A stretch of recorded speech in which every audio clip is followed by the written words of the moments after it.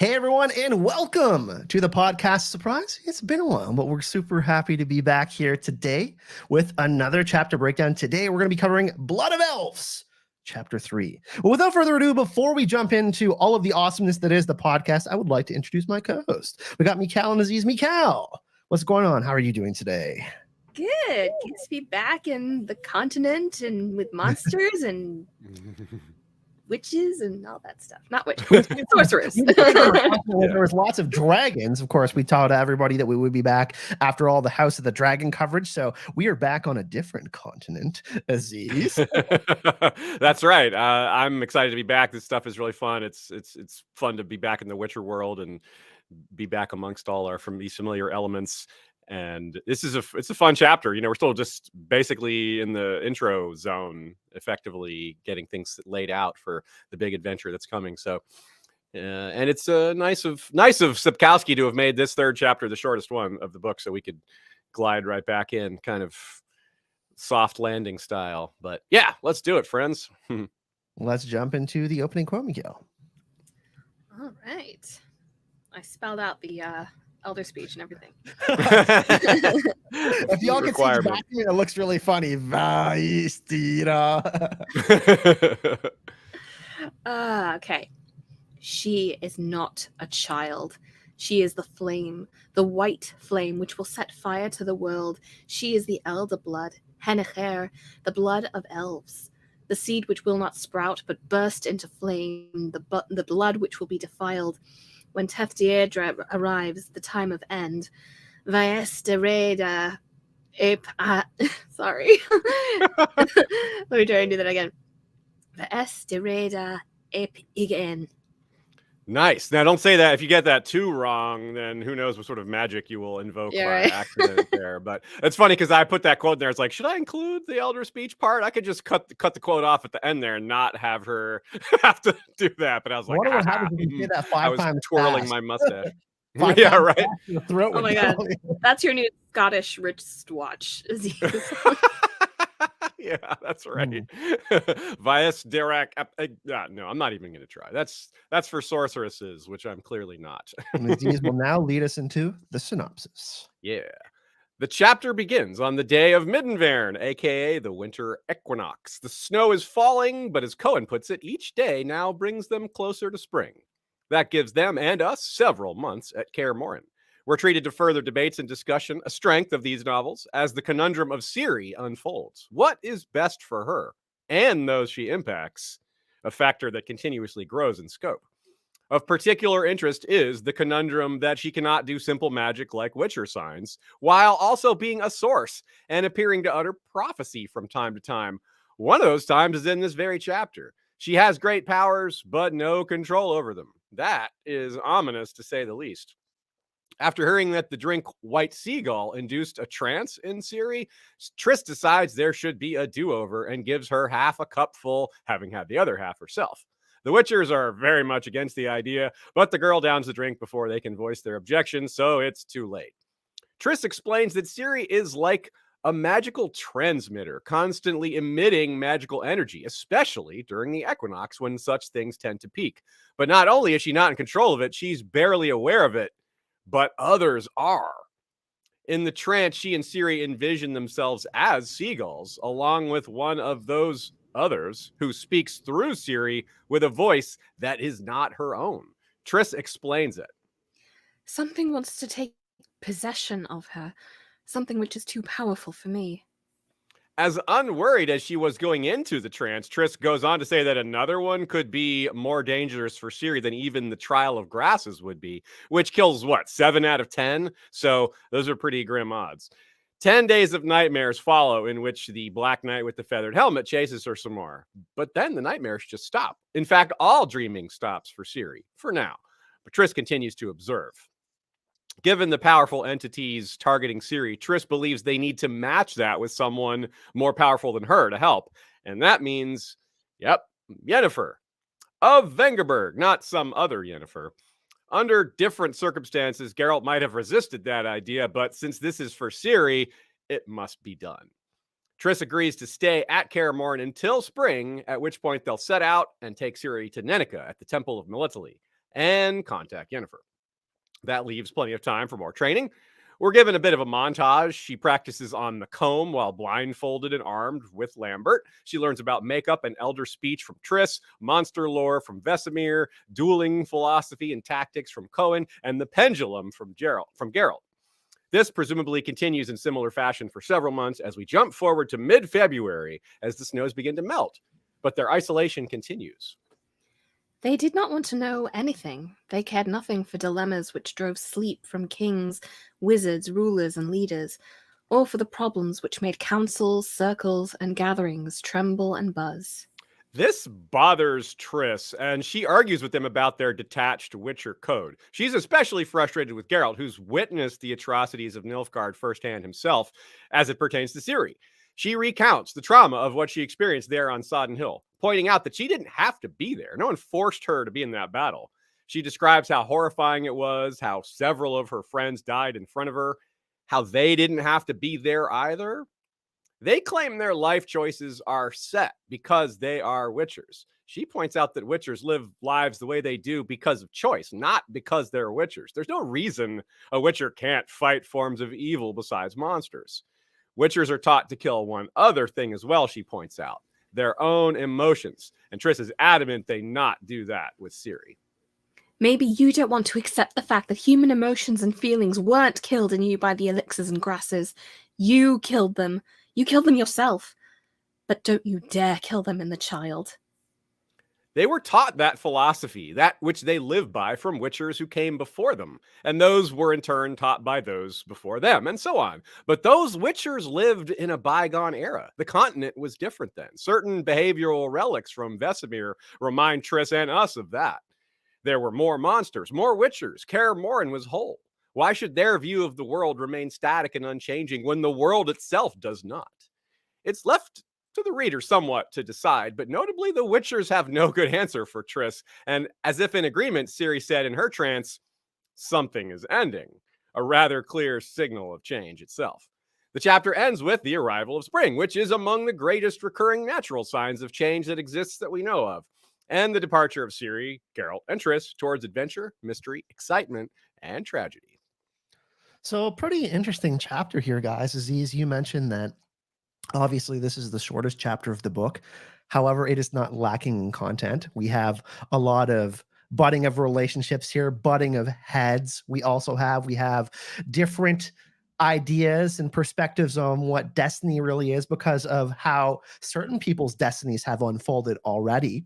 And we see certainly people come to a clash because of that. And then we also have obviously the influence of Triss, which is very important, I find, because Ciri is in this place where she's kind of a loner and she's on her own and she has a lot to learn and she's up against these incredible challenges. So I found this chapter to be, even though it was short, that it was, and we got, the training montages which weren't exactly kind of eye-opening or anything. We got a lot about prophecy and these kind of developments in these relationships and in these characters. So that's what really stood out to me. What about you guys? Yeah, this is like just kind of a fun chapter. I feel like it's it's one of our last with a very small cast of characters, one of the last with the family at Kaer Morhen, and it was very sweet, like all the stuff about that, like you don't necessarily notice on first read, but like Cohen really taking on like a big brother particularly role with Ciri, with like playing the game and carrying her on his back and like all that stuff. And yeah, I don't know, it was nice. I thought the chapter kind of, it was typically Sapkowski weird, and like it was like, okay, so here's the beginning of the chapter and this is written normally. Then we have sequence where there's just dialogue because I guess he decided that it was too annoying to write all the description. And then we go back to like the regular style of the book and we like escalate until the climax of the chapter. But yeah, I don't know, it was fun, and it was it went by faster than I thought. Like I'm like, okay, I have this many pages to read, but it really flew. Yeah, I feel that way too, because it's sort of connects to the last chapter so cleanly that it's at some points, like in my mind, like when I was writing, I didn't have that much trouble this time, but when I was writing the episode 2 some of my notes. I put stuff from chapter 3 in there, and I was like, wait, this is chapter 3. So I had to move it. So we already, like, when we started working on this one, we already had some of the notes because they were like, I was getting ahead of myself. But they are different in a lot of ways in tone, because there's a change. They when Triss is first arriving, there's a lot of things they have to sort out, and some of those things are still going. They still have things to argue about, but they've gotten more used to each other. And Geralt and Triss have their thing to work out, which also isn't fully resolved even in this chapter, but it gets them to a place where they're a little more comfortable around each other. You're right in that there is some of the same threads, but the building on top of that, like these relationships taking different turns and these discussions obviously going in different ways. I thought that was a really good observation, Michal, that you pointed out, that there's like Cohen taking to her like a sister. That Triss notes that when he laughs, she's like, wait, have I ever heard a Witcher laugh before? It's like, ooh, yeah, which sets up really well the discussion of emotions and how they're not very emotional, which is one of the climaxes of the chapter. So I thought that was pretty clever. I hadn't really noticed that little bit of subtlety. I mean, I noticed that she had that thought, but I didn't connect it to the, like, you all kill your emotions thing. And I was like, oh yeah, that's a relation. That's totally related to that point. And yeah, we see Lambert acting like a dick and acting emotional. Yeah, it's true. And it's the same thing where even when he's a jerk, he still isn't a total jerk. Like even with Ciri, he's like, it's more good-natured ribbing where he's like, she's like, did I really do a good job? He's like, who said that? He's like, you did. He's like, that slip of the tongue. That's like you said, McCall, it's really endearing. Like these training montages, like even he is won over by her, and if Lambert's won over, then that says a lot, Yeah. The thing I think about Lambert is that, like, I mean, along a certain vector, he kind of sucks, but like, you have to admit he like takes as good as he gives and keeps coming back for more. So like, like when Triss is like, when they're like, I think he says, she was talking gibberish about the prophecy, and Triss is like, oh, well, then I'm sure you understood her perfectly because you speak the same way. And it's like, oh, damn. Yeah. He's like the guy you don't necessarily want at your party, but you totally want him on your side. Well, one thing I find very interesting is like the world of magic isn't alien to the Witchers. However, Ciri is this very, very special character, right? Like her realm of magic and prophecy is like, I wouldn't want to say alien to the Witchers, but it is this completely different sphere. I'm throwing sphere out there. Sphere, right? Yeah. But it, and to not shit on Lambert completely, but he is right in the way that he sees the world. He's experienced the world as a Witcher, right? So he's experienced this one very kind of thing, and Ciri's coming into this place, and he's kind of like, this is how the world is. It's going to be tough, and he is very honest about that. He's not he's trying to be like, hey, it's not going to be easy for you. So he's trying to give her some kind of tough love, I think. Yeah, there's like a difference between like pure hazing or, like you said, tough love, where it's just one is just cruel, the other has a purpose to it. It's to prepare you for greater dangers or things that you need to be tougher about in the future. So yeah, that and it's definitely more of that. They're not there's no cruelty towards Ciri here. The closest thing to that is when Geralt gets really mad and about her attitude towards revenge, which was a really good moment. Michal, you point out that Geralt, what happens when he gets so angry, right? Yeah, he, Lambert is obviously calling Triss Marigold for like the last chapter and a lot of this chapter, and then Geralt's like cut that shit out. She told you to call her Triss. And then at the very end, he calls her Marigold. Geralt does, and it's really, he apologizes right away, but still, he's like, "Oh, I shouldn't have done that." Yeah, which is just, I mean, I think it's like they're all the Witchers very different, but like you can tell, I guess, they've lived a big chunk of their very long lives together. Like they have behavioral similarities that I think that come out in that area. Yeah, that's a good way to put it. Yeah. Geralt really also. Oh, sorry. Go ahead. No, you go ahead. I was gonna say Geralt really also steps off his fatherly vibes. I want to say in this chapter too. That's something that obviously really stood out to me. Yeah, I would agree with that. And relating to something you said earlier, Michal, too, that I think is interesting about this, he doesn't do a lot of describing, which is sometimes a bummer. Like I wish I had a better idea of what Kaer Morhen looked like, but he's so good at writing these debates and arguments that you can kind of get lost in it. Like it's like I don't miss it because I'm distracted by how the quality of these engaging moments between the characters. So Hmm. for me, like if you're really focused on descriptions and like what's going on around and like what do these rooms look like, and that might make you feel a little lost. But to me, that's well mitigated by the quality of the dialogue. So yeah. Yeah, it's also really interesting because in those sections, I feel like, one of the primary things you get out of writing description is like, what was this character's face doing? What, were they sweating? Were they, were they moving around nervously? And like, you don't get any of that, but it's really easy to picture all the characters and physically what they're doing. He has, shocker, he's a really good writer.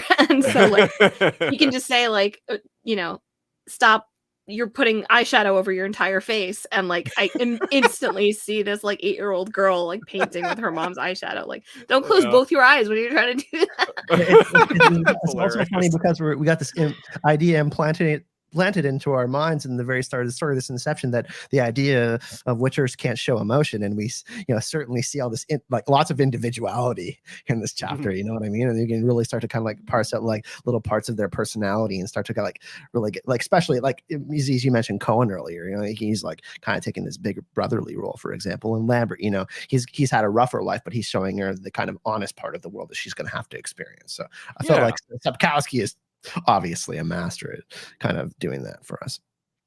Yeah. And there's a phrase here when she goes into the trance. I wanted to address this. This is maybe fits in the lore section, but whatever. We'll talk about it here. So there's this one line, which one of y'all can read here for us. You've mistaken the stars reflected of the surface of the lake at night for the heavens. Yeah, that line comes up twice more in this book, and I think it comes up in the other books as well. So we haven't been revealing spoilers in our book coverage, so we won't. Some of you already know who this is, but when this line is repeated again, that's the clue that it's that person. Also, the other clue is that this person knows Triss by calling them the 14th one and kind of knowing some details about their participation in Sodden. So I will also say that it's not the Wild Hunt like it is in the show. So it kind of narrows it down a little bit because there's only so many options here. But anyway, that I thought that was cool because that line, it is a pretty good line, even though I wrote it wrong and I made you say it slightly wrong, Kyle. It's on the surface of the lake. That's my fault. I typed it wrong. Stars are like on the surface, not of the surface. Same point. Doesn't matter. So I think that's a good line too. And so I'm glad that he uses it as a descriptive mechanism, as a way of like showing how people can get fooled in a number of ways, but also that it's kind of like a hint when this line is repeated later. We're like, oh, that's the person who says that, and they'll say it again, like I said, twice more in this book, and then some other number of times in the other books. I'm not sure. We'll count them later, like we count pirouettes. We had quite a few in this one. Yeah, 17. We started it like 2 years ago, pirouette count, and finally we reaped the reward. The payoff. 17. It's like as many pirouettes in this chapter as there was previously in like all the chapters. Yeah, I think there's more in this chapter than there are. You're right. In all at least in this book, I think it outweighs all the other chapters. But I didn't check the other books yet. There's no a search of Witcher novels website for such. I have to do each book individually, so I didn't do that for the other ones yet. Just to go back for a sec to the stars thing. Sure. I don't know if this is connected, but Triss has this line when Lambert makes the sign of art and does the whole thing with the logs, and she says, did you think to impress me with the use of the same sign, blah, blah, blah, blah, blah. I can blow the logs from the chimney in a moment and blast them so high you will think they are stars. And that kind of struck me as like also like that idea of something being different, like being taken for something grand and actually being a trick. That's a great call. Yeah. And there's so much of that wrapped up into this story, like the trick of Triss not being dead in the first place. Like there's a lot of just small misdirections here. Trick with this particular character who's saying it. Yes, you're totally, yeah. There's a lot of it. The fact that there's other people after series 2, not just this person. Yeah, that's it's good. There's a lot of like the layers here are pretty deep.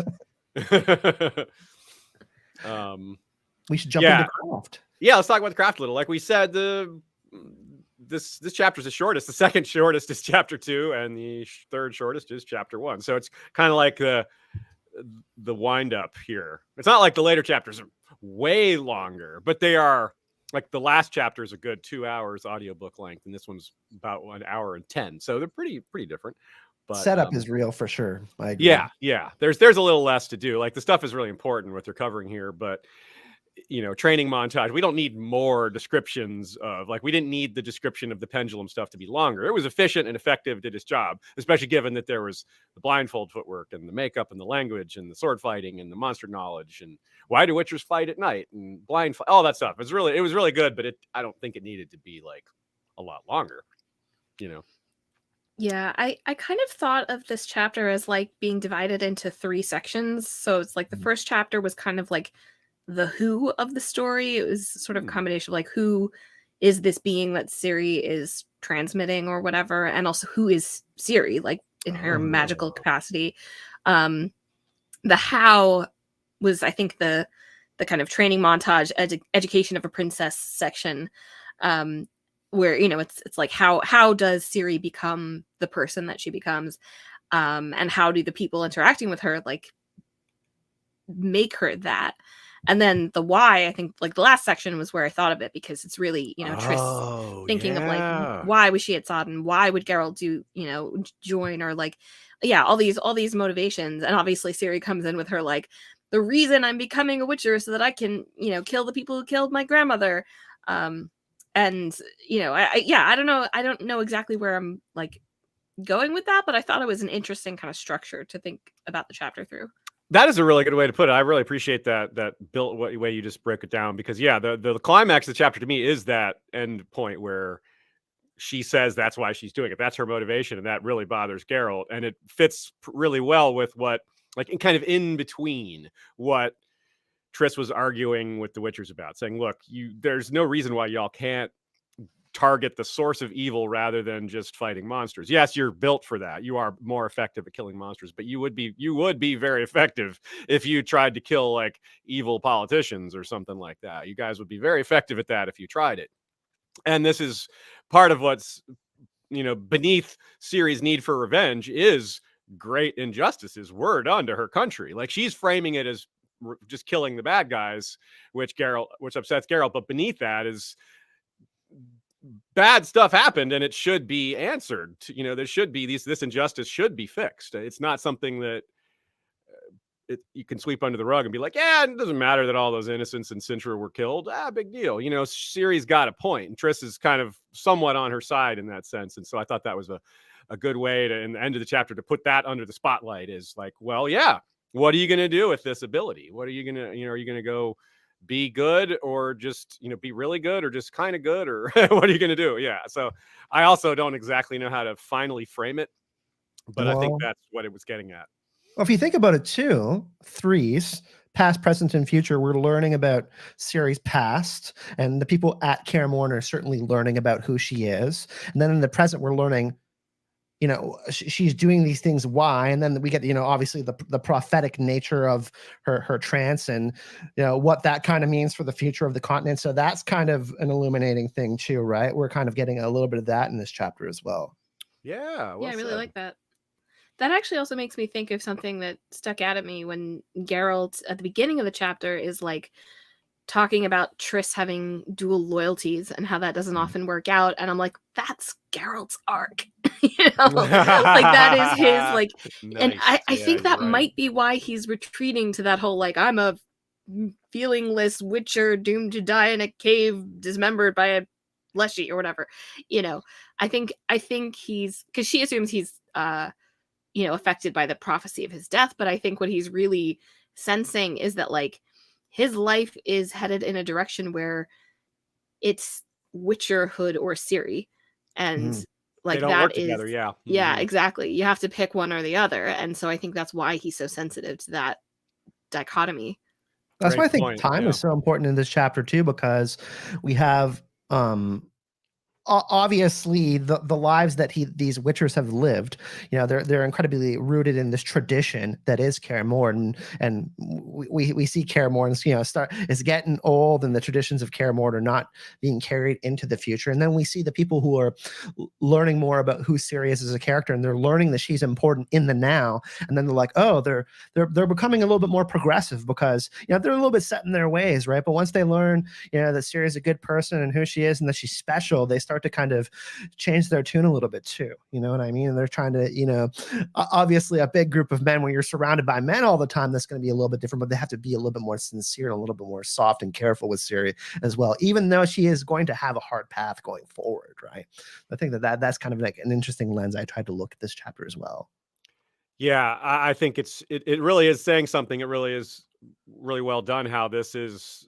They didn't come out and say it, but the way they've taught her with what you said, Kyle, all these things that they can't do the same way. Like they're things that they're very traditional, but there's certain things they have to do differently because she's a girl, because they've only taught boys before, and they're not going to give her the trial of grad. They're not going to do these things they didn't used to do.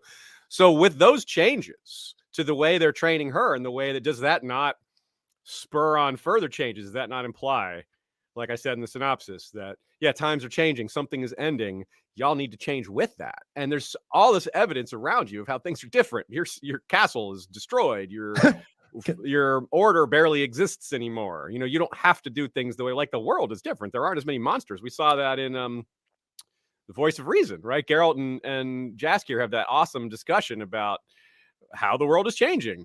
And I think maybe some readers would see this chapter and notice that Geralt maybe has backslid a bit from the short stories, where he was coming out of his, like, I don't believe in destiny kind of stuff, but he seems to have kind of retreated back into his old ways, maybe, or probably because he's back at Kaer Morhen, shut out from the world, with winter and isolation and all these things, and he's living in that, and he's taking comfort in it, and he's like, I don't want to go back. I don't want to do these. I don't want to change. I don't want to do these other.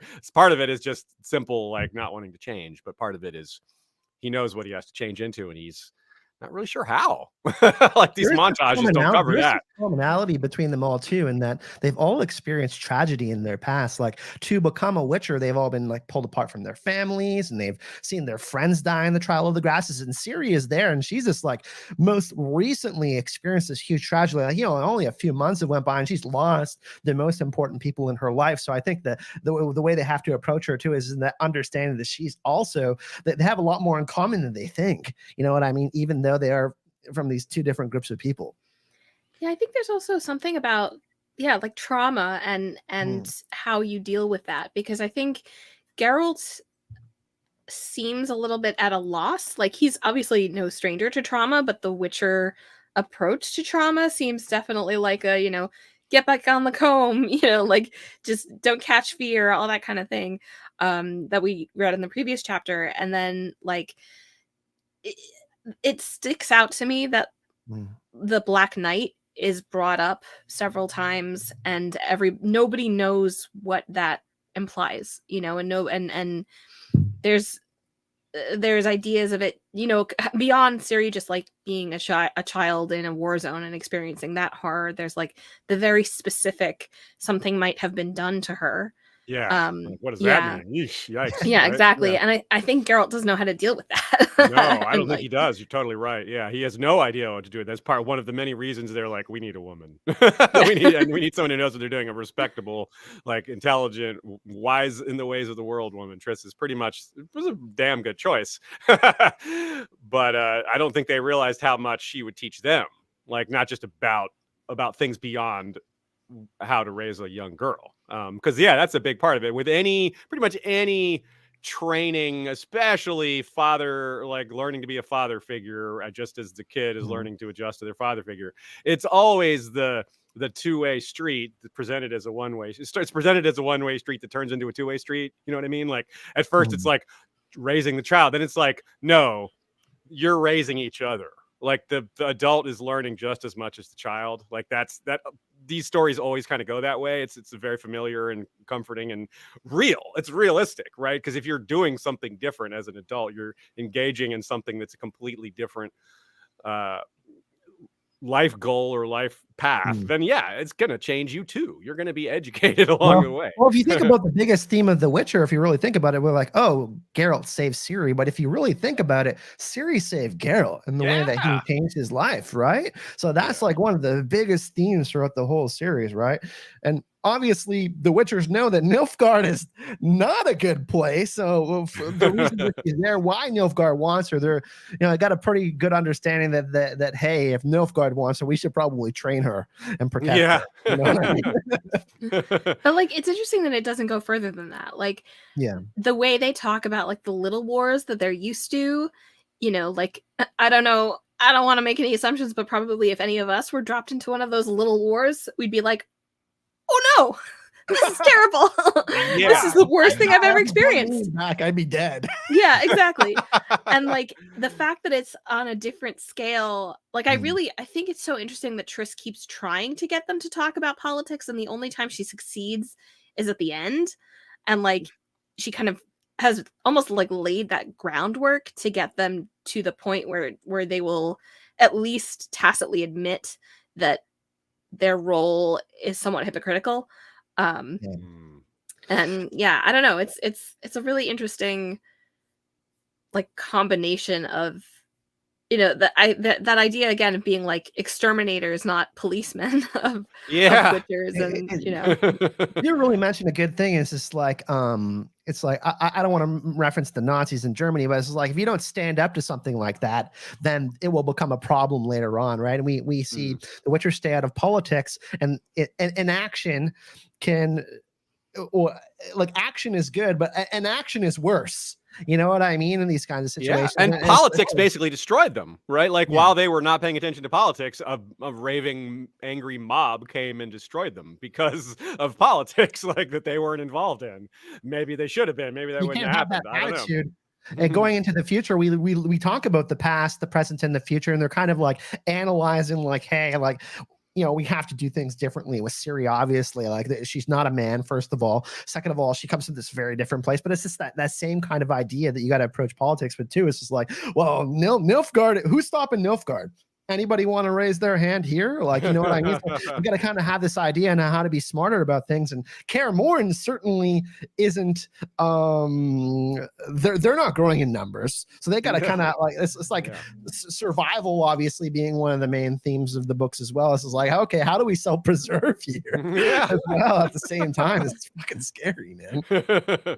Yeah, I also just really like some of the detail of the individual training sessions, the way it's described. Like, it just, I can't quite put my finger on it, but the way he writes it is very endearing. The way, like, it's just, he's a father. And I feel like some of that might come from like things he taught his own kids or what have you, just the way he speaks to them, the tone of voice he takes, the demeanor he adopts when speaking to someone he's trying to teach something, the patience, the leveling with them, like the way Cohen is just like, well, yeah, I'm stronger and faster than you. That's just how it is. That's just, there's always someone stronger and faster, or the way he writes sword fighting with great detail, like the names of the poses and all this stuff. I have no idea how authentic that is. It seems authentic. For all I know, it's just complete gobbledygook, but it comes off well. And I appreciate the level of detail in the description and little things like Geralt saying, like, yeah, you're a girl, so you're different, but that's not as big a deal as you think. Like, this pendulum thing, no one can parry that. Yeah, maybe you won't be a lumberjack, but speed and all these other things, like it's not about hacking and slashing. It just, that these kind of lessons would apply to like real people, like just because you're not as strong as someone else doesn't mean you can't be effective in other ways or effective in the same way using different methods. So yeah, it gives me a warm fuzzy reading this part. A pretty badass name if you think about it. I mean, I would want to be called Zirael. Come on. That's true. Yeah, she is pretty badass. Yeah. There's also something interesting about that adaptation because I think it has like a good and a bad side. Like, it definitely is like you have to use your body in the way that it can be used and like not try to, like that what Geralt says about like there's no Witcher in the world who can like parry a tail, whatever's Griffin's tail or whatever. Yeah, exactly. Like, don't worry about it. But like at the same time, I think that adaptation is almost what is keeping the Witchers out of, interest in politics and keeping them aloof from all the other problems in the world that like exist besides all the monsters.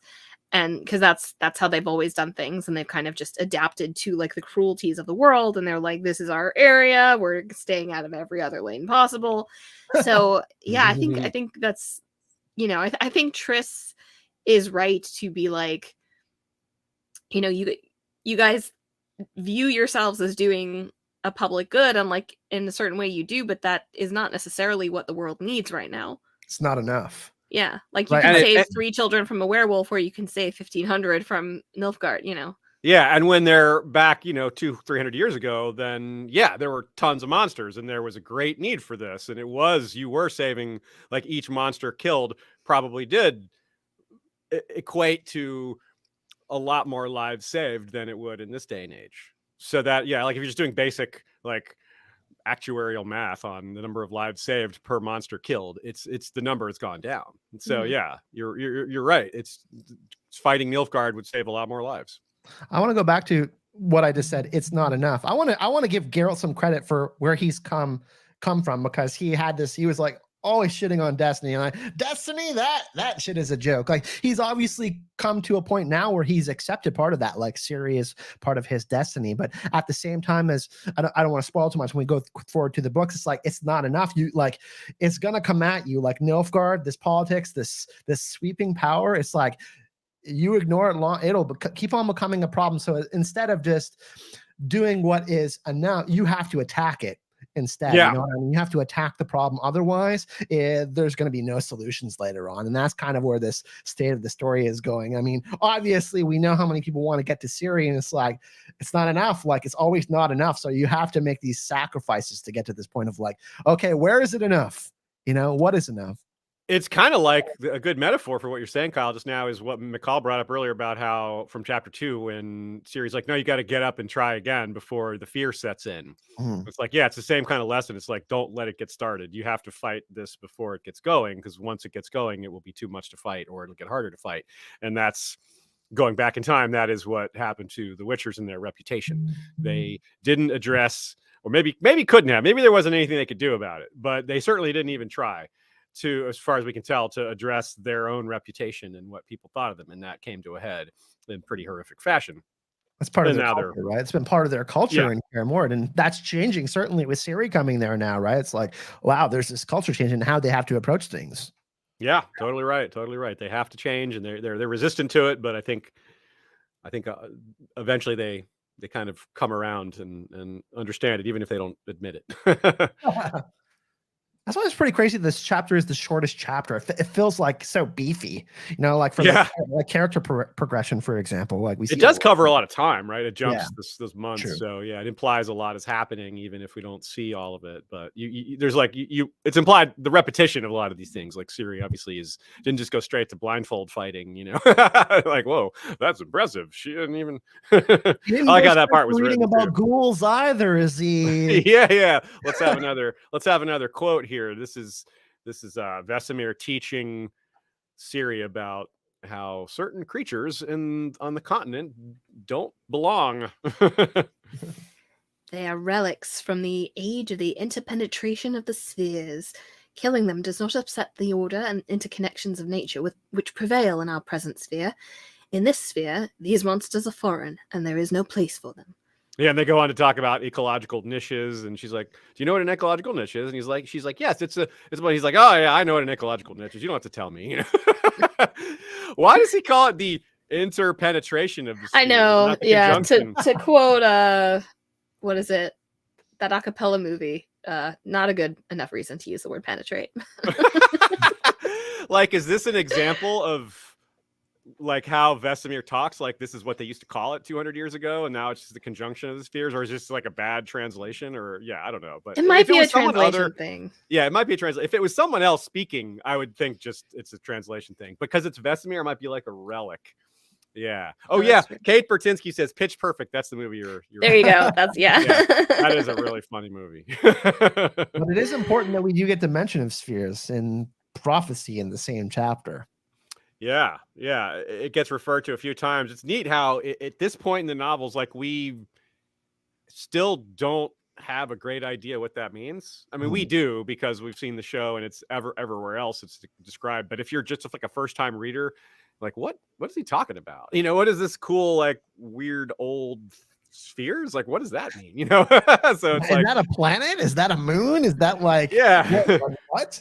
But the people in the world, like, for them, it's just, yeah, this is what happened. They don't, they take it for granted. It's a thing that happened in 1300 years ago, and everyone knows about it to a certain degree, so that it's not, it's like you don't have to describe it. So, Yeah, that's also an interesting, like, I don't know if it's almost a metaphor, like the idea of an ecological niche, and like, because the idea of witchers being holdovers from a different age and like almost extinct, or like, a vestigial limb or something in this society is definitely a big theme through the books. And I'm kind of wondering, like, I was wondering why he went into the ecological niche thing. And I wonder if that's maybe just a little reference to, like, again, something's ending. This age is, maybe not calling for witchers anymore. yeah, is he talking about themselves? Yeah, that's really interesting. Well, if you think there is like a lot of Norse mythological elements. The idea of, like, the snake eating its own tail, these spheres being opened up. The realms of the Aesir, the different realms, like, and that is kind of an influence within the conjunction of spheres. But you are right in the sense that, when your life comes full, you're born, you live your life and you die, and that's a full circle. And then we're going through this kind of circle within the story as well too. So there's this kind of natural, these natural cycles that we're seeing within the story of the Witcher and the continent. And you're right that the Witchers are kind of winding down towards the end of their cycle. Yeah, I think the actual discussion of the monsters was effective as well, because the two monsters mentioned were very plot relevant. The talk of ghouls allowed them to discuss the trauma of the battlefields of Sodden and Trans River and all that stuff that Ciri had witnessed. And then the Gravier, which gives you corpse venom if it bites you, that was almost certainly what bit Geralt and something more when he almost died and when he was reunited with her at the end of the short story. So that was pretty important too, which also, by the way, the Gravier incident is when we're introduced to, he actually takes Golden Oriole, which is mentioned here as the cure for that. So we see that happen. And that's also when he drinks Black Swallow and has those visions and sees his mother and all this other stuff. So it's really, really dense for a monster lesson. There's a lot going on there. Quickly, before we move forward, we have a donation in chat from Amanda. Thank you very much. I put it on the soundboard there, some clapping. Really appreciate you. One of our community members, of course. Tossing a coin to the podcast. That's right. Yes.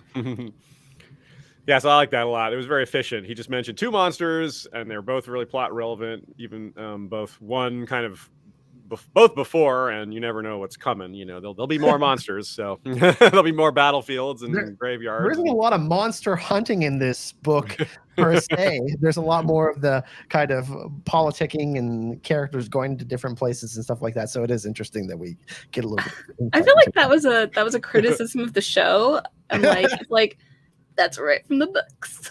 Talk about this a lot, do it very little. Yeah, that's true. That is funny. Yeah, there's some things that the show snuck in that were from the books that, like, they just did it slightly differently or did it in a more prominent way, or like I mentioned it like straightforwardly rather than just like a one-liner in the book that you can easily miss.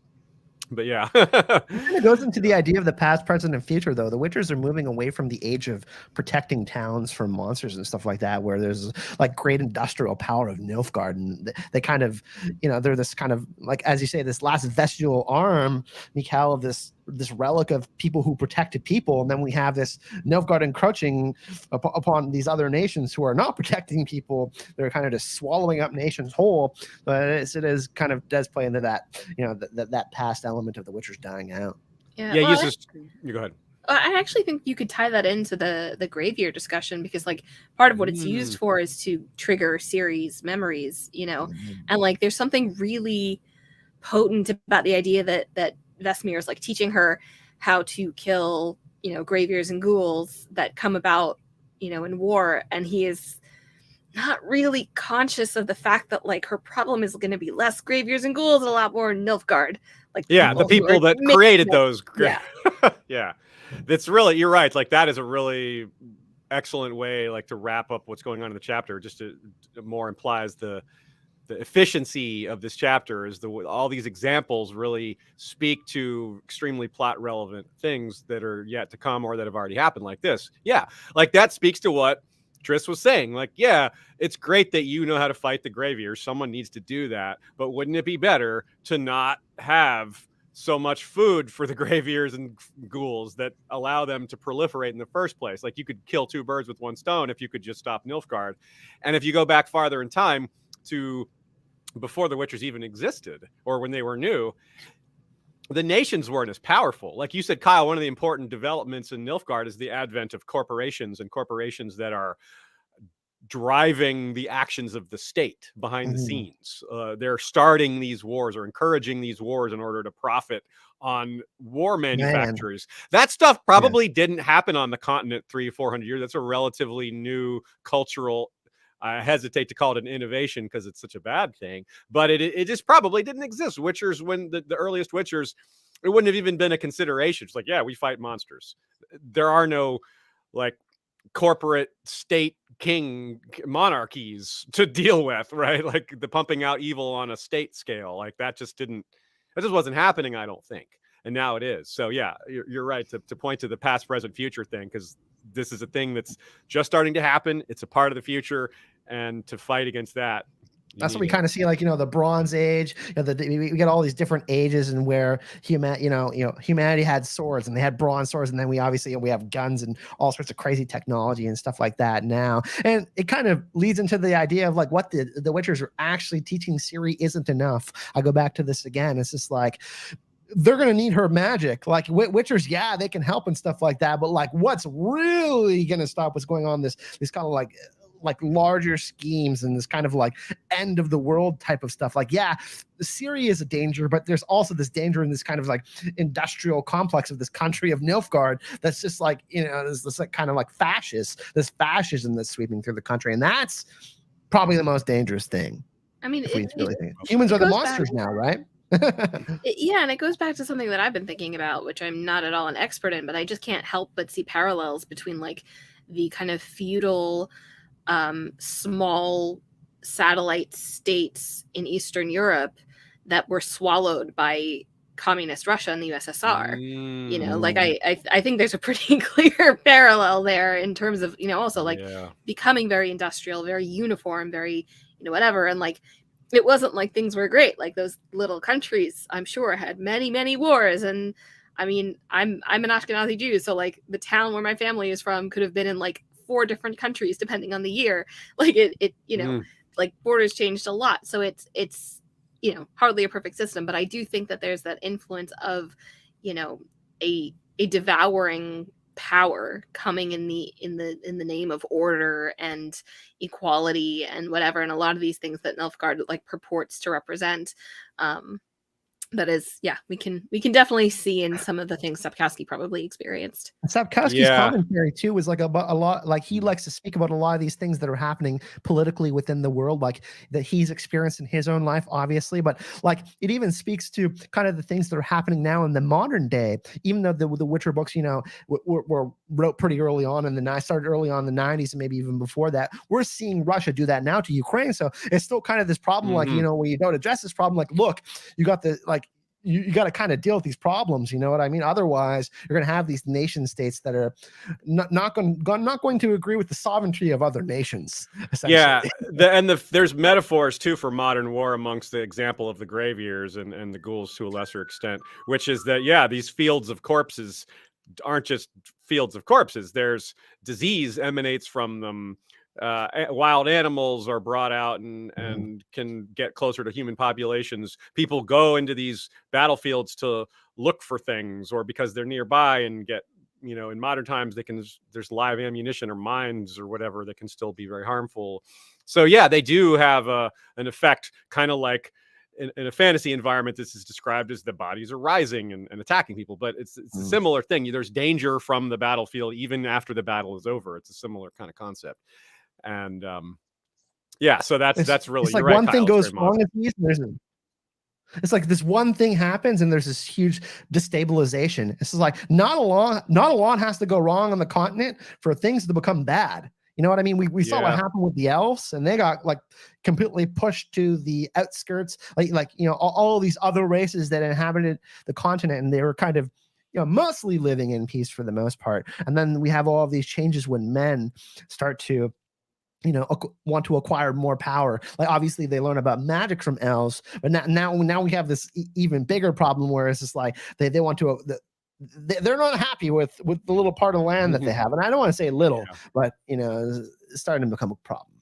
Yeah, and going back to what you said earlier, Kyle, in this section about humans are the real monsters or whatever, that's obviously a long-term recurring theme, but it's perhaps never as prominent as it is here, at least in terms of how it's described, because yeah, you have, not only are we talking about very prominently how Nilfgaard is worse. Triss directly points that out. It's like, look, yeah, the Graveyears and ghouls are really bad, but the people that create that situation are clearly worse, and they kill all those people in the first place. They kill, 1,000 people or burn down a whole village. Like ghouls don't destroy villages, and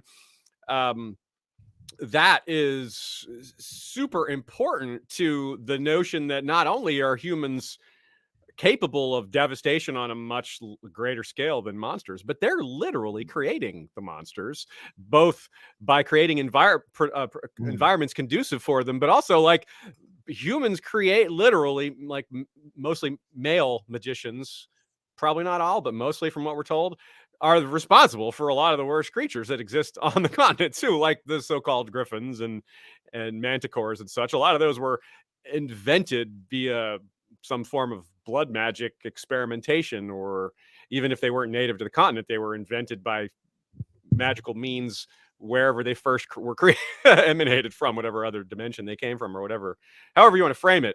They weren't natural even where they came from.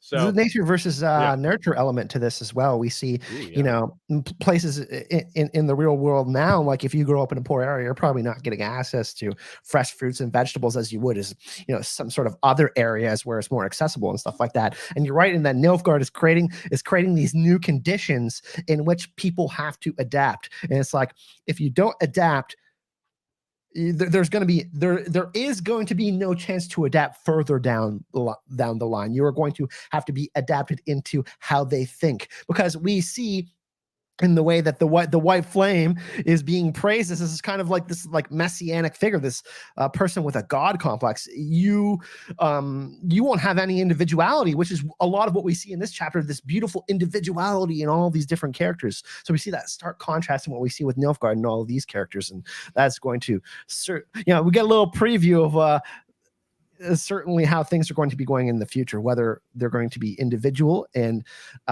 not just individual, but with each other in fighting back against something that will take all of that away, I think. Yeah, I love that we're having this conversation, because it's like kind of, it's really what fantasy is for, right? Like, it gives us language and lenses with which to view the things we experience in the world, and like things that are kind of almost too big for, words and without complex geopolitical explanations, we can kind of think about them through the words that are on these pages, and the metaphor of fantasy. It does work very well. You're right. Like, it is a little easier to digest when it's got this thick wrapping of unreality around it. It protects us from the real stuff. That's why I always fight back against people on Twitter who say Star Wars is too political. Do you know the whole story of Star Wars is built on political rebellion? That's so silly. You know what I mean? Like those kinds of ideas, that the idea that we shouldn't be discussing them, and that's what Sapkowski is trying to do with us here. He's trying to have these discussions, like, hey, we need to chat about these difficult things. Like, we can't just ignore them. Like, we have to chat about them in life because they are important. And some people ignore them, and that's cool. They can go through that with their life, but he's trying to showcase the kind of consequences of that if you do not choose to kind of go through life and just, Yeah.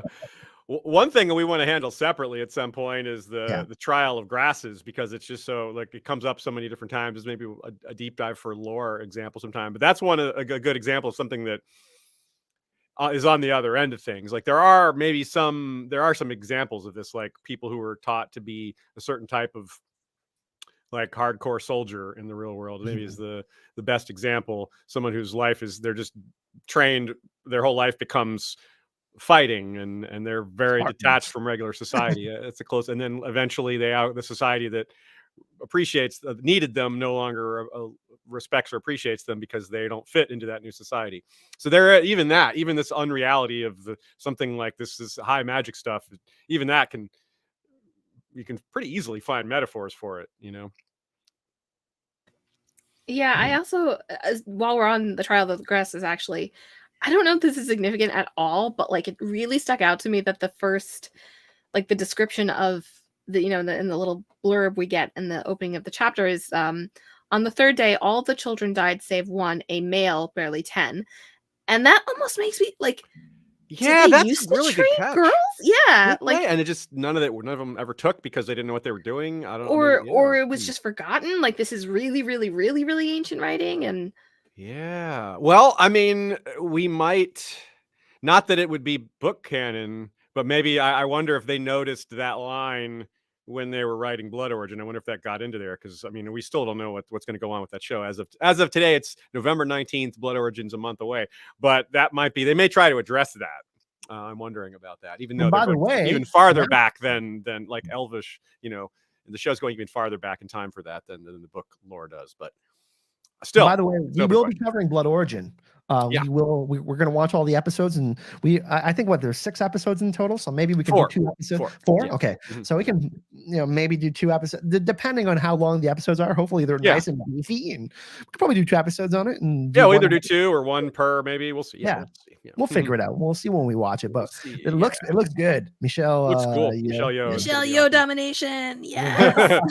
Her eye color. I think we may have talked about this, but they told her she could pick whatever eye color she wanted, whatever contact lenses she wanted, and so those cerulean eyes that she picked were her choice. They look so cool. Also, I see someone bringing it up in chat. I'm not going to talk about it for. We are going to address what's going to happen with the show after season 3 and stuff like that. We're going to discuss that at a later date. We're going to chill. This podcast is about discussing the books, and we will discuss that at a later date. Yeah, it's just because it's such a big topic, not because we don't want to talk about it. It's just it's a little much to fit into chapter 3. But it is a topic that we will be discussing for sure. Yeah, as you can tell, we're taking like a 40-page chapter and discussing it for like minimum of an hour. It looks like we're going to go longer. So like, minimum of an hour. We usually go 2 hours for all of our other stuff, but this is a pretty short chapter. I feel like we've done a pretty good job so far. I liked a bit, getting back to some of the lore stuff. I liked a bit with Middenvern and how that plays a role in the chapter, and just showing like how the magic is tied to the seasons a bit. I've always liked magic having an ebb and flow, like an energy that can be tapped into and used in different ways, and just different societies, different cultures, different individuals have figured it out in different ways, and they give it different names. And that's where a lot of the gods and goddesses come from in fantasy, is they attribute these powers to being granted from these gods they just made up. I mean, the idea that sun gods, summer gods give life, and winter gods, death gods, and exactly. You just observe what happens in the world, and you ascribe that to gods, and go from there. And so putting a little bit more work into that, a little more effort into the world building behind that, you get things like Middenvern, where magical energy peaks. So it's perfect time for Triss to try to figure out what's going on with Ciri, and to examine the energy around her. I like the description of how he breaks that down, saying she's picking up energy like some sort of transmitter, like some sort of like a lightning rod almost. It's detecting it and retransmitting it like a crystal or a beacon. Yeah, something like that.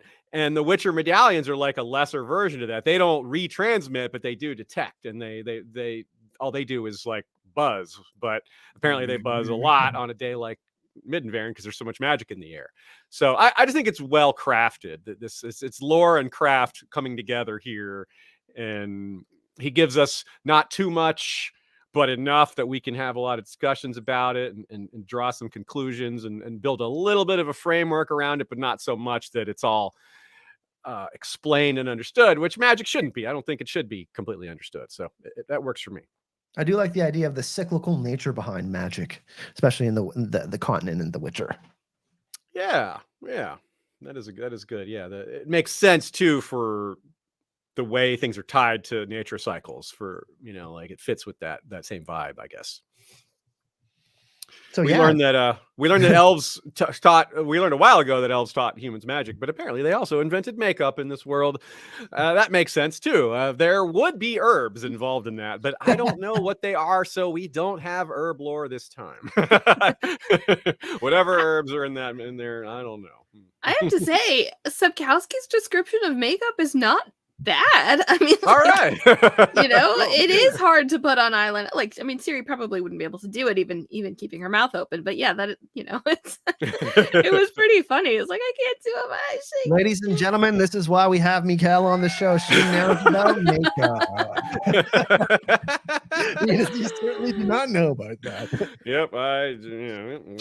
Let's talk a little bit about quickly about book to show, and then we'll get into some funny moments to kind of end.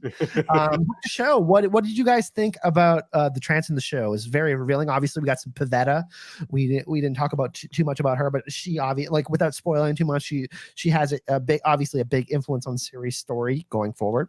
Yep, and of course, it was important that Geralt mentioned that to Lambert as like, yes, Pavetta didn't know she was a source either, and then she just did all this stuff, almost blew up the entire castle of Sintra, and that shut Lambert up pretty quick, because as we said, Lambert may be boorish, but he's not an idiot, and Geralt speaks and tells him of his experience, Lambert's not going to argue with that. He's going to be like, okay, fine, I was wrong, whatever. Yeah. it was interesting because the POV of the trance is, I mean, it's still Triss's, but it's about Ciri much more in the show than it is in the book, which makes sense as a main character. But I was kind of thinking, like, it's so interesting that Pavetta does play a pretty significant role in the show, and she's not in the book. And then I was like, oh yeah, maybe she is, though, because seagulls could be on the beach; they don't have to be over the water. Interesting. Yeah, maybe Pavetta was one of the other seagulls. Or like, just that's the setting because of things that happened with Pavetta. Yes, good call. That's a very good call. Yeah, because Pavetta supposedly died in a shipwreck, so that does fit. Yeah, that's not a spoiler. We've heard that part. Yeah. Already, we don't know the whole story around that yet, but that much, yeah. So yeah, that is a really good call. I hadn't thought about that. Yeah, and that's nice because of course it's meant to draw us towards the drink was white seagulls. So of course they're white seagulls. It's easy to not go beyond that, but you just did, and that was really Pavetta, white of hair, Ciri, blonde of hair. Yeah, ash. I guess it's ash blonde. Ash blonde, I guess, is the description. I do really also like the idea of her presence being there as well. She's experiencing this thing which is alien to her. Like she's going through all of these changes. Obviously, she's young. She's going through puberty. Like she's getting her period. She is her family has died. And she's going through all of these traumatic things. And the idea of her mom being there in this presence of kind of like all this past, present, future, kind of like just being flown through her mind and body I like that idea. Yeah, stabilizing element. I don't mind the change in the show going from mysterious figure to Wild Hunt because it's still the same people are after her. That's not really, and it's not like this other being is not still after her in the show also. So it's really not that much of a difference. It's notable, but that's the kind of change. They've made other changes that I'm like, but this is like, yeah, whatever. We discussed it, like the idea, like we obviously, like at the end of season 2, without spoiling too much, we got this huge reveal, which doesn't happen until like the last book. So we won't really get into that. But like this idea that the Wild Hunt will be this bigger presence and this kind of like other antagonist, I think is like good. I do too. Yeah. And there's this like mystical element about the show, and it's about magic, and it's cool to have these characters, and they're very beloved in the games, and they're kind of like very, very It's they did cool. they did a really good job with the armor and the characters and Airden from the Wild Hunt. And I think that's like one good change. I think that the direction of the book, we didn't get as much of them in the books, but in the show could work. I agree. Yeah, I think like fast forwarding the Wild Hunt a little bit is no big deal. Like to me, like you're Yeah. saying, it's yeah. So they're introduced a little bit earlier. They're in they're part of it a little bit earlier. Yeah, that's And it gives fine more to me. meaning Yeah. also to the prophetic elements of the story too. Like obviously there's going to be some payoff. Like we're going to talk more about prophecy and the series destiny. It's one of the biggest things, one of the biggest payoffs that we're going to have at the end of the story, obviously, when we're done with the books. But Yeah. I really like that. Like them Another thing they took that they used here very effectively in the show, I thought, was just Triss's accounts of Sodden, which is really the first time we get like firsthand accounts of it. We just get bits and pieces. We hear stuff from a distance. We know it's terrible. There's all the descriptions of what happened from people who were there, like as in people at the first chapter, like the dwarf and the elf, all people who were talking about having fought there. But Triss is far more graphic and intimate, and it's clear that these passages are where they drew a lot of the action from. They're like the horror and the way they decided to portray the battle with the fire and the Yennefer's blindness and all this other stuff. That was, yeah, this chapter was crucial for the mining of the show's portrayal of Sodden, both at the end of season 1 and the beginning of season 2. So, Michal, you spoke about trauma earlier, like this kind of like, and I also spoke about this idea about the shared trauma that we all see. Like everybody kind of has their traumas, and it's important that we get that from the perspective of Triss too, because she is an important friend to Geralt and in his life, and to Vesemir and this kind of situation. She's like, trying to understand what's going on. And I think it's important that we get this perspective into her too, and not just like the trauma that Witchers have to go through, but also sorceresses go through some pretty crazy things too. We've got to forget that they lose their ability to have children and to have to be kind of introduced into this kind of school of witches in this life, and to lose your friends. That's like, this is a pretty big commitment that they're making too. So sorceresses make just as many sacrifices as witchers, and I think that's kind of one thing that we kind of forget in the story sometimes. Yeah, no, for Well sure. said. And I think it's really important to have that. It's a I think a really good way of ending, I guess, the part of the story where Triss is like the main POV and central person. Like in the first chapter we get that prophecy from Ciri, and then we kind of come around to the explanation of it. And yeah, I think that's really well done. It actually ties into like the only real beef I have with the way they did it in the show was ending with Triss being like terrified of Ciri and like not wanting to be near her. Oh yeah. Because then in the show it actually does give more agency to Ciri. It's like she's a participant in the prophecy, as opposed to like she doesn't remember any of it. All she gets out of it are nightmares, which is a take, totally fair. Mm-hmm. But like she does have more agency in the show.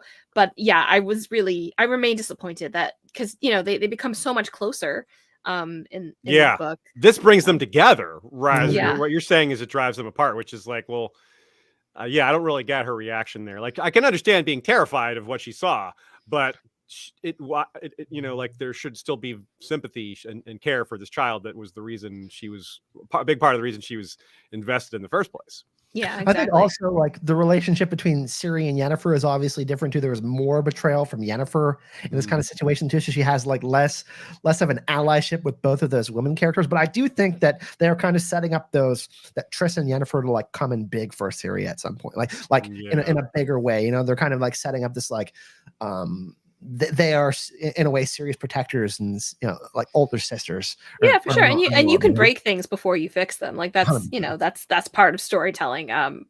But given the information we have now, I found it less than satisfying. Yeah, same. I had to. Yeah. My laughter perhaps heralds our change to our progression to the next section. From trauma to lulls. Trauma to lulls. That's that is the Witcher way. That is, Sapkowski does that. He's like, let me rebalance that. I just hit you with some seriousness. Let me break it down with some humor, or the other way around. Let me get my Lambert voice for you guys. She is absolutely a normal child. That's so funny because so y'all, if anyone who uses Reddit at all, one of my favorite subreddits is the confidently incorrect subreddit, which is where people are just like, it's examples of people that are so sure they're right about something that they're absolutely wrong about. This is perfect example. Lambert, she is an absolutely normal child. Okay, you could have. There is literally no child on the continent that is less normal. He's the exact opposite of this description. Yeah, like you couldn't be wronger. In that moment, he was Wrongy Wrongerson from Wrongtown, the mayor of Wrongtown, the king of Wrongville. It's funny this Lambert's saying it too, because we think of him as kind of a meathead, but he's not. You know what I mean? Yeah, saying it. This is funny. Yeah, he's an honorable jerk, I think.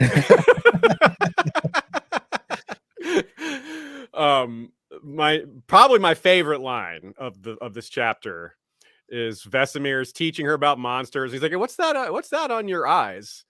And she says, "Greater self-confidence." I wish someone could ask me that question and I could answer that. I cannot. I love that. It's also like so brief, and yeah, I don't know. It's hilarious. She has no, and he's like, "What?" He's so surprised. Good. And he's like, "You know what? I don't want to know." It's like, never mind. Yeah, it's just like the ecological niche thing. I don't need to know. I already know, or I don't need to know. Yeah. Here's one that's kind of hard to catch. This line, Michal, will you please read this quote?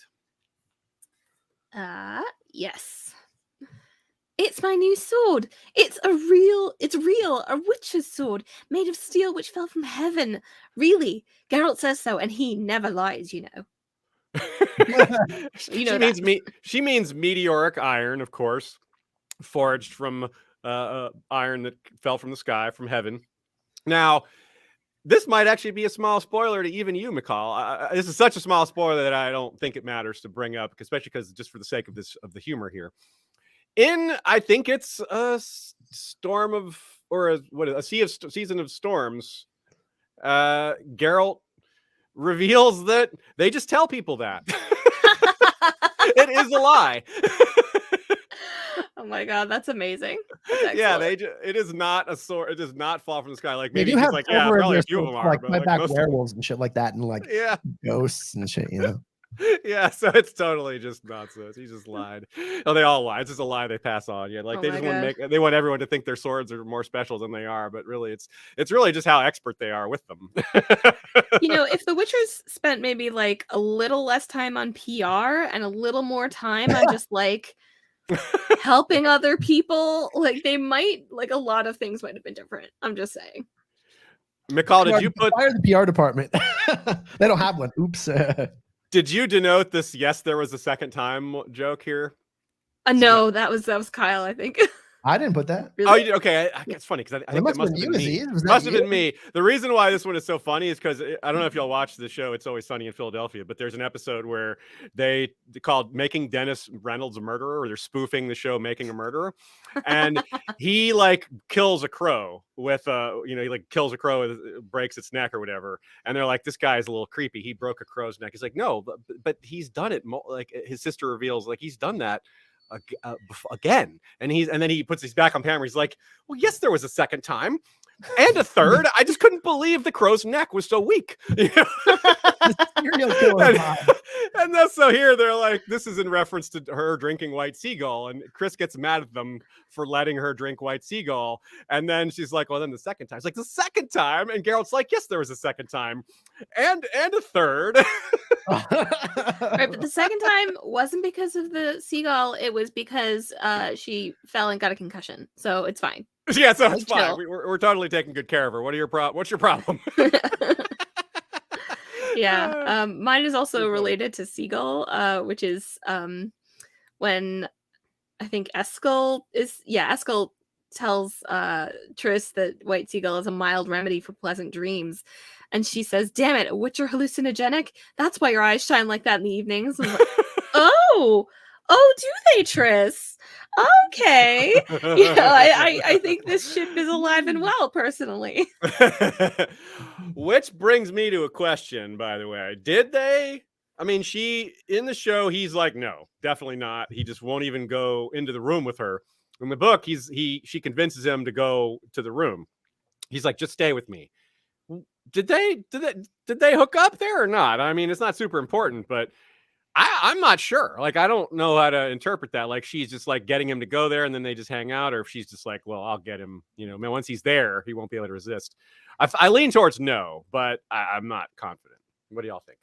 I don't think so. I think they've entered a new stage of their relationship where they're just, where this is very dear and companionable. Like, it's really nice when Geralt is like, yeah, it was a mistake, but I don't erase mistakes from my life. Like, that you're still important to me and all that. Which is personally, I think no.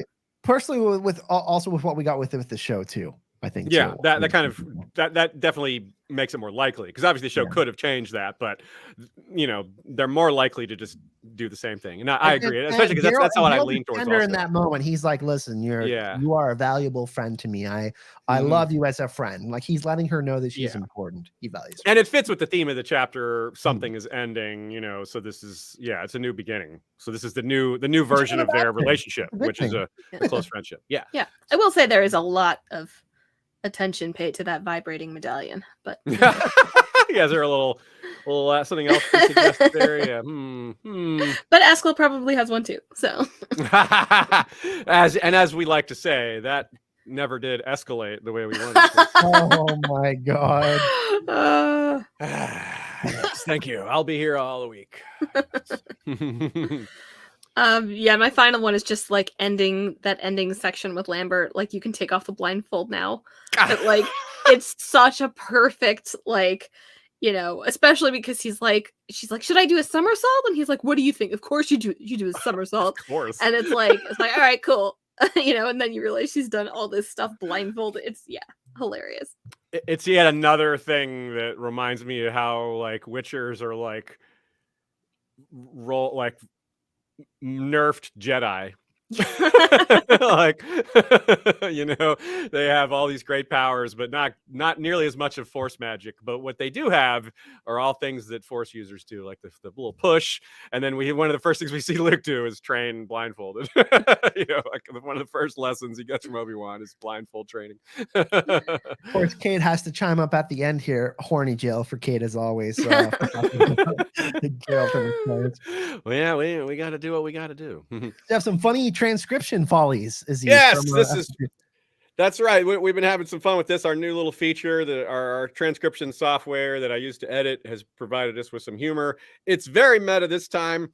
The last time was when I started describing this to y'all, and wouldn't you know, the actual description of me describing that we're going to do this going forward is an example of something that got transcribed funny. Michal, please read. I've decided that whenever funny line or 2 or 3 comes up, I will share them with you all. And they'll be even funnier with Michal reading them in the care, in this gray voice, for example.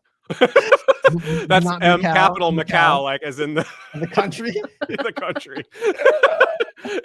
in the care. Yeah. See, the problem with adding care Morhen to the dictionary in my transcription software is that it pops up in places where it's like too zealous about using the word care. It also does that in other places. For example, this next quote. Oh my god. You got Sandor Diego Comic-Con, of course. Yes, Sandor, as in Sandor Clegane from Game of Thrones. That was, of course, when we were discussing last episode how Michal and I were going to see each other at Comic-Con, which we did. It was good times. Yay. And been that long, eh? Holy crap. Yeah. Well, it was August. It wasn't that long. But yeah, it does feel like a long time because so much has happened since then. But wait, was that August or was that July? I don't even remember. That was the end of July. Okay, but end of July. So we recorded it in July, yeah. Oh, that's right. That's right. So it's like, but seriously, transcription software, do you really think Sandor over like, the word San Diego transcription software, but you're like, nah, Sandor, not San Diego. Sandor Diego. Sandor, Carmen San Diego, 2 characters that are not in this story. I'm sure there's a fanfic about that somewhere. Now here's one of just describing exactly what we're talking about at the end of last podcast. Next time you'll see chapter 3 of Blood Valves. Blood Valves. That is actually the book we're reading, not Blood of Elves. Blood Valves. That's kind of terrifying, to be honest. I don't really. Little, yeah. Yeah, it's a medical textbook. Don't worry. Yeah. It's not so bad. And then last but not least is a very confusing one that I'll have to explain, but is still pretty funny, I think. And all trace a bit strew with salt and Peter. With salt and salt, Peter. Yeah, salt, comma, Peter, as if it's being told to someone named Peter instead of saltpeter, the stuff, the substance. Yeah. So it's like salt, Peter. No, saltpeter.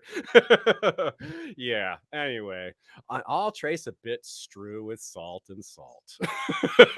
Peter. With that said, that's going to wrap up the podcast. This has been a great episode, a little bit shorter than usual, but I think just enough discussion to create an awesome conversation with you guys. It's been a while since we got back together, but felt like getting back on a bike and riding it again. This is a nice, fun podcast for us today, and some great things to talk about. It's a lot of character development, some prophecy, had a little bit of everything. This chapter had a little bit of everything, so really I thought that was really great. I agree. That really fun. Sets us up for the rest of the book. We've got, next month we'll do chapter 4, and maybe Blood Origin we'll do in the new year after we watch it, because it comes out at Christmas, right? So it all depends on kind of our schedules and stuff, right?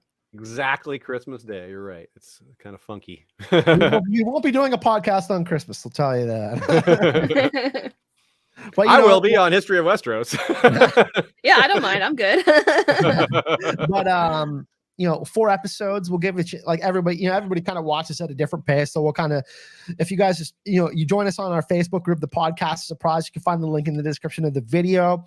We kind of do our updates there, and all our personal Twitters as well. So you can just kind of find, when we're doing updates and stuff like that. But if you join our Facebook group, you can kind of tell when our next episode, and we do discussions like, hey, if something gets pushed back or if it comes earlier, or we're going to be kind of doing stuff, it kind of goes there. So join our Facebook group if you aren't already there. I think most of the people in chat already are. So yeah, if you haven't checked us out on anchor.fm, it's pinned in the chat there at the top, or in the description of the video, have all of our episodes. So you can go check that out. And we have, I believe, 26 or 27 now. This is the 25th YouTube episode that we've done. So halfway to 50. So that's pretty we're getting there. And thanks to all those of y'all who came to say hey and participate in the chat. Thanks everybody who came. Yeah, thanks to Amanda for the donation, and Ryan B, Rhett Krisman, Cato Vivas, James Gannon, Lucas Mees, LC, Alejandro Martinez, and Neil Anderson for being monthly supporters on our Anchor supporter platform there. Yeah. We will keep them coming. We'll have we should be more regular from here going out. We won't have an interruption of big TV shows that we have to cover for Dragons. That's not coming back for 2 years, so we'll be it'll be a little while. It was so good. We haven't had a chance to talk about it. Speaking of TV shows, I do want to recommend something to everyone if you haven't checked it out. The Last of Us is coming out in January. And it's one of the best video games that's ever made. It's I don't want to spoil too much, but it's this apocalyptic outbreak of fungi that infects people and makes them rabid. And there's basically this collapse of society. Pedro Pascal is going to be playing Joel, one of the main characters, and Little Bear, the actress who played Little Bear, will be playing Ellie. Nice. His daughter. So I'm going to be doing an everything you need to know video about The Last of Us before the season comes out. That's cool. I'm telling you, if you like The Walking Dead, which I did in the earlier seasons, this is a much better story than that. This is it's got politics, it's got it's got family story. It's won, both games have won Game of the Year when they came out. So and it's going to be on HBO. There's going to be 9 episodes for the first season. That's coming out January 16th. So something that I'm going to be covering on the channel. And I think TV show wise, there's not going to be a lot on TV other than Blood Origin coming out. You know what I mean? Andor is ending next week, which has been fantastic. So that's going to be kind of something to look forward to, I think, for chat, if you haven't, heard about it yet. What's next with you guys? Michal, what's next with you? I'm covering, ongoing Marvel stuff at the Level 7 Access podcast. Vassals of Kingsgrave, we did a lot of in-depth coverage of House of the Dragon, which was really, really, really fun. Definitely go back and listen to our episodes if you're into that. I think we might be doing a post show kind of assessment of everything. Probably I'll try and tell everyone why they're being too mean about Kristen Cole, and then I'll get exiled from the internet. And you can also, if you are so inclined, check out the Dragon Prince season 4, which is the TV show that I write for, and it's on Netflix. And even if you want to just keep it on in the background, all the same to Netflix. They don't know. And it would markedly help us. I'm on season 2 and it's awesome. So if you guys haven't checked it out, Michal, obviously incredibly creative and talented. Go support her by watching The Dragon Prince on Netflix. We got a superstar on our podcast, Aziz. Yeah, we do. Yeah, congrats on that. We're not going to be able to afford her for much longer. I'll tell you that. Yes, because we're all being paid so much. Yeah. Yeah, no, we of course we do this for fun. On my end, we're still continuing. History of Westeros is plugging away as usual. We're doing more coverage. We've moved on from the show, but we're still talking about topics that are relevant to both book and show. And we've got polls to determine our future topics, and we've got some cool stuff planned on our own. So we're just still doing what we always do over there, and it's going. And we're taking a trip to LA in nearly 3 weeks. We're going to be going to the Game of Thrones conference, HBO one. That's LA right. Center. Kyle and I will be seeing each other in person, so we'll be maybe we'll post some photos in the group. Y'all can see us hanging out with some of our other good community members out there. Yeah, we're gonna get. I think in our package that we got, we get like pictures. We get pictures with Theon, Bran, Tormund, and Yara. I can't remember, but there's a whole package, and then we get to go to a dance party. Krista and Aaron will be DJing, so we're gonna post full videos and stuff like that. We weren't sure if it was going to be like Con of Thrones. We wanted to check it out, and it's going to be a fun little experience. We'll see how it is, but they just announced Patty Considine is going to be going. And who else is going? As well as Steve Toussaint, Corlys, and Matthew Needham, Laris. So 3 East names: Viserys, Loris, and Corlys. We'll share some cool behind the scenes stuff with you guys in the podcast surprise group, even though it's a Witcher. You guys should do like a comparison video of like the Song of Ice and Fire cons that are out there, and like obviously not in like this is bad or whatever, but like they're all very different, and they offer different things for different people. So that might be fun to just. I would like to go to a Witcher con sometime, and that would be a good comparison, because I've been to obviously tons of GOT themed or just regular cons, but I've never been to any con that had a large Witcher presence. We should try. You know what, guys? We should try to go to that. That would be so cool if all of us went to Tudum. Like, hey, invite us. We have a cool Witcher podcast. Let us cover your event. That would be so cool. What's it called? TUDUM. And Fingers crossed, then. Make it happen, everyone. Also on the Witcher news, last little piece of news, The Witcher 3, if you've bought it on any platform, is getting a next-gen upgrade. So PS4, PC, you get it for free. And they're going to have all sorts of content from Netflix, the show, and stuff like that. So for those of you that are Witcher 3 fans, coming your way the 14th of December. So pretty cool. And that's going to do it for us today. Thank you, everyone, for joining us. We really, really appreciate it. It's been really fun. I know it's been a long time since we've been doing the pod, but it feels great to be back. And we shall see you with some more episodes soon. Have a great Saturday night, everyone. Bye-bye. Bye.